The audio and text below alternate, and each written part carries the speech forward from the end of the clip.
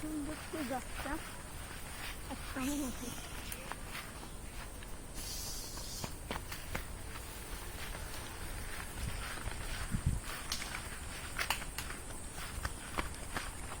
সাধু বাবা কি হয়েছে?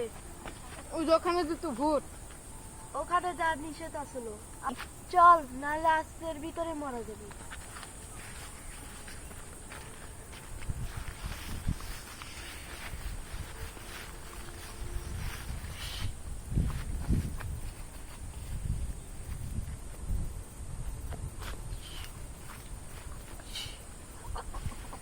কি হচ্ছে?